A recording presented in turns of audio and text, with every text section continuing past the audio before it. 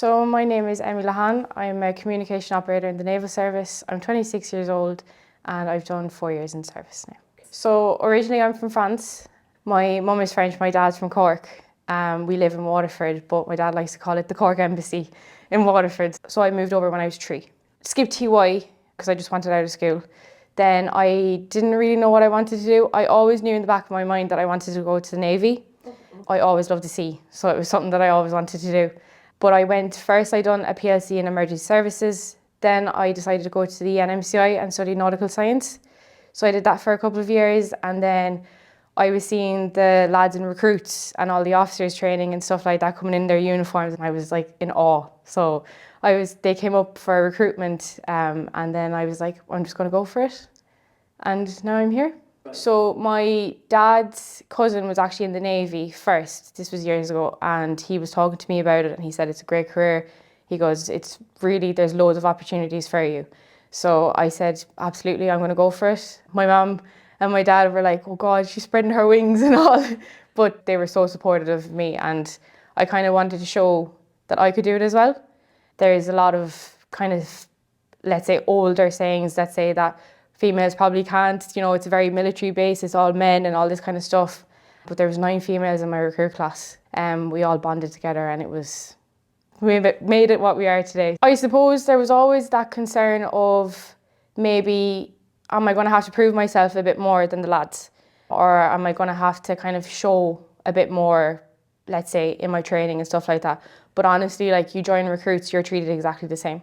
So all about equality and everything like that. Like in regards to, let's say, you are trained the exact same way as the lads are getting trained. So like there's no difference or whatever. I was kind of growing up in a household with my mum and my sister. So we were and my dad. So it was more like kind of equality and all that in the workspace and stuff like that. Like, it's something that I've always wanted to do.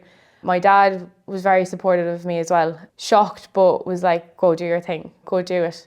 And then my friends were like, oh my God, you're going away for forever and all this. And I was like, I'm not going away forever, I'll be back. It's just that 6-month period of in my recruit training that was kind of a bit tough, because you're not seeing your friends, you're not seeing your family, but like it's a phone call away.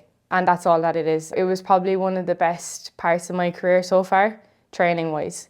Just because there's 26 of you in that recruit class, and it really gets you ready for sea life in a way, because you're constantly together 24/7, and you build that relationship all as one. You're one, basically. You're not working by yourself, you're working with those 25 other people. And yeah, we done loads. We done a 24-hour run-a-thon for a charity, and it was probably the toughest thing we done. But then there's also your Kilworth and your ranges and all, and it was really good, really cool. How it works is basically, when you're in recruit training, you get talked about your 4 different branches. And the warrant officer of comms came in, and he was talking to us, and it was something that I was like, that's for me, 1,000,000%. Because I love working with technology, I love talking. So it was probably one of the branches that struck out to me. And yeah, I've done my comms 1 training, my comms 2 training, and my comms 3 training. So I am professionally qualified now, and I absolutely love it. So your comms 1 is basically, it's your level to you're starting from scratch. So you have no idea about communications or nothing.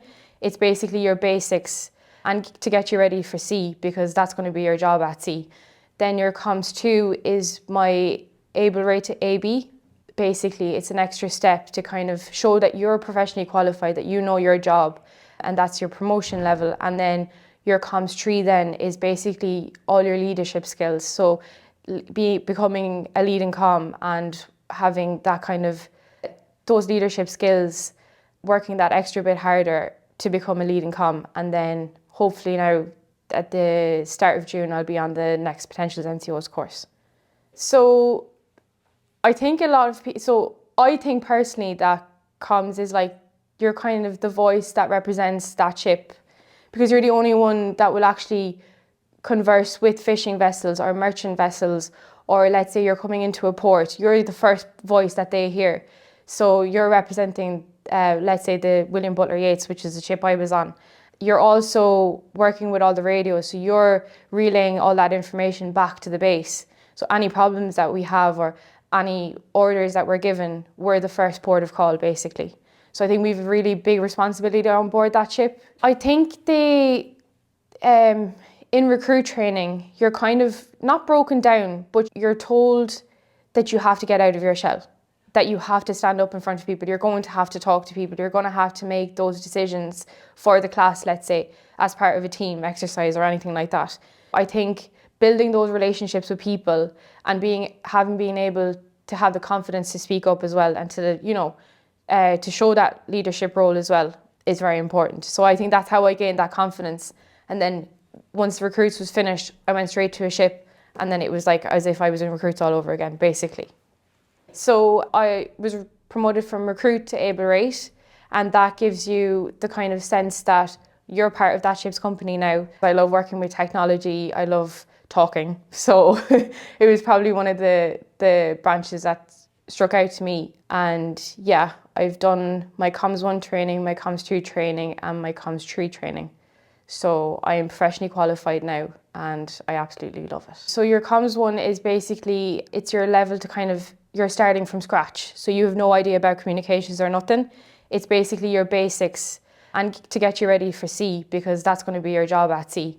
Then your Comms 2 is my able rate to AB. Basically, it's an extra step to kind of show that you're professionally qualified, that you know your job, and that's your promotion level. And then your Comms 3 then is basically all your leadership skills. So becoming a leading comm and having that those leadership skills, working that extra bit harder to become a leading comm. And then hopefully now at the start of June, I'll be on the next Potential NCOs course.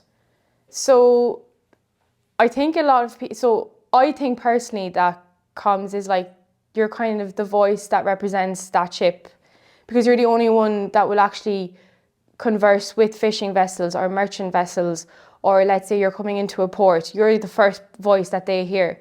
So you're representing, let's say, the William Butler Yeats, which is the ship I was on. You're also working with all the radios, so you're relaying all that information back to the base. So any problems that we have or any orders that we're given, we're the first port of call, basically. So I think we have a really big responsibility on board that ship.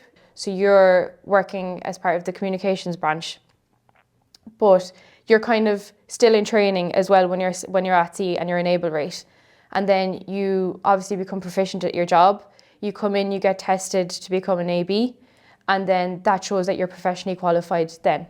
And then obviously then again comes with being professionally qualified, with that comes more responsibilities, more leadership skills, and all of that kind of regards. As a communication operator, I work in the MCO, so I work in the radio cabin. I work with all military radios and civilian radios. So we'll say a typical day you're leaving the oil wharf, you have to ask Cork Harbour, we're slipping from the oil wharf, is there any traffic in the area? They'll come back to you and say ABC, and that's perfect. Then you go out, you do training exercises, which is very important in the Navy.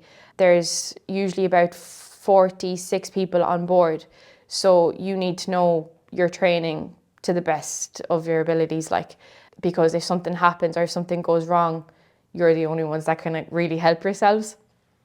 So we do a lot of training exercises during the day, and then you do a watch system as well. So it's 4 hours on and then 8 hours off.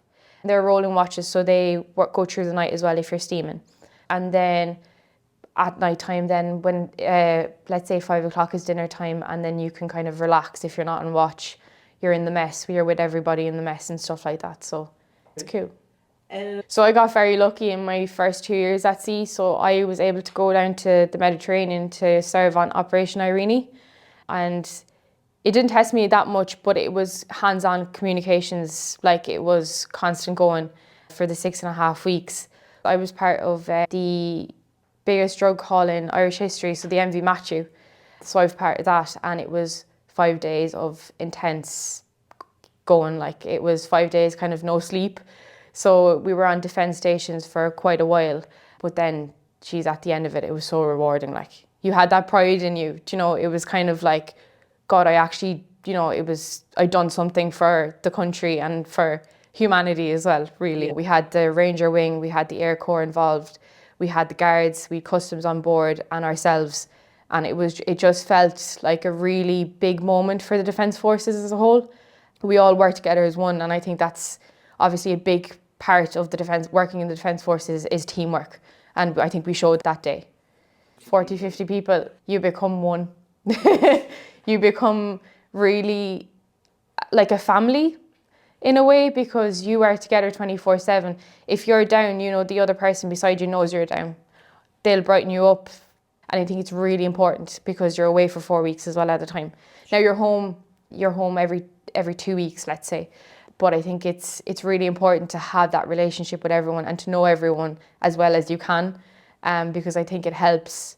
Let's say if operations come about and okay, well, that person isn't feeling very well, well, I'm going to put in that extra effort and to help them out. So there is that sense of camaraderie. Great. Really good. Like, I was the only female on the ship for, I'd say, the guts of maybe 6-7 months. And there was never one time that I felt like, oh, I shouldn't be by myself here or anything like that. Like, I was really comfortable. The lads were like my brothers, basically, and I got on so well with them. There was never a sense of belittling or anything like that. It was, Emmy's a comm-ops, that's all she is. Like, not that that's all she is, but she's doing her job, I'm doing my job, Yeah. So I got my GMDSS cert as a communication operator. So I'm able to basically work all the civilian radios, so all our VHF, marine VHF and stuff like that.